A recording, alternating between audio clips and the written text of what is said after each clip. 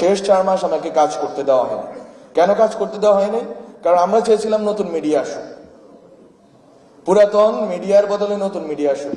5-7টা নতুন মিডিয়া আসছে, আপনারা জানেন, যারা ছোট মানে কাজ করতেছে, ওরা কিছু ভালো কাজ অভ্যুত্থানের পক্ষে, জুলাইয়ের পক্ষে, এই তরুণদের পক্ষে কাজ করা শুরু করছে। এতেই পুরাতন বন্দোবস্তের যারা আছেন তাদের যথেষ্ট পরিমাণ ভীতি সঞ্চার হয়েছে, তারা যাতে কোনোভাবে আমরা কাজ না করতে পারি সেই ব্যবস্থা করেছে।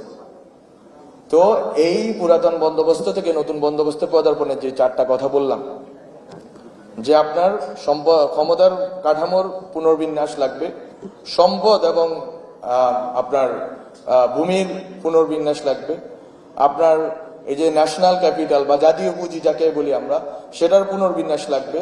সেটার পুনর্বিন্যাসের ক্ষেত্রে অলিগার্ডদের অথবা দুর্নীতিবাজদের অথবা এখানকার যে সিস্টেমেটিক যে রিপ্রেশন আছে, এখানের সাথে জড়িত যে আমলারা আছে, তাদেরকে আপনাকে ধরতে হবে, ডিসমেন্টাল করতে হবে।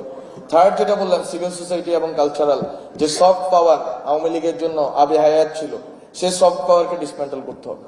এর কোনোটাই সম্ভব হয় না। ফলে রাষ্ট্রের পুনর্গঠনের প্রশ্নটা অথবা নতুন বন্দোবস্তের প্রশ্নটা আজকে মানুষের কাছে হাসির খোরাক।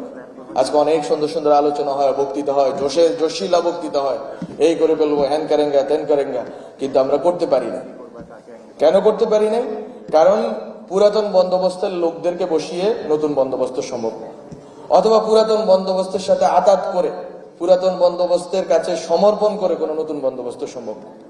আমরা যদি সাহস করতে পারতাম, আমরা যদি যে সাহস আমাদের 5 আগস্টের আগের দিনও ছিল, সেই সাহসটা যদি আজকেও থাকতো, ইনক্লুডিং মাইসেলফ, তাহলে আমরা যে নতুন বন্দোবস্ত করতে পারতাম। আমরা এতক্ষণে ক্ষমতা কাঠামোর পুনর্বিন্যাস করে ফেলতাম, আমরা এটার জন্য সংসদ বসাইতাম না, নতুন রিফর্ম কি বলে, রিফর্ম অ্যাসেম্বলি আরো কি বলে, এগুলো করতে হইতো না, গণভোটের প্যারায় আমাদের যাইতে হইতো না, গণপরিষদেই বাস্তবতা ছিল। আমার এখন মনে পড়ে, একটু পরে আলী রায় স্যার কথা বলুন, আলী রায় স্যারকে যখন আমরা বলছিলাম, আমরা 3 জন উপদেষ্টা, ছাত্র উপদেষ্টা, যে আপনি আসেন দেশে, সংবিধান পুনর্লিখিত হবে। ওই সময় আমি সংবিধান কমিশনের মেম্বার ছিলাম, ওইখানে আমার বক্তব্য দেখবেন, আমরা বলছিলাম যে সংবিধান পুনর্লিখন হবে। সেই পুনর্লিখন থেকে এখন সংবিধান যে বদলাবেন, এটা পুরাটা চলে গেছে আরেকটা গভর্নমেন্টের হাতে। এই যে ব্যাকস্লাইডিংটা হইল, এটাই যে সমর্পণ করা পুরানো বন্দোবস্তের লোকদের কাছে, সেটাও আমরা করতে পারি।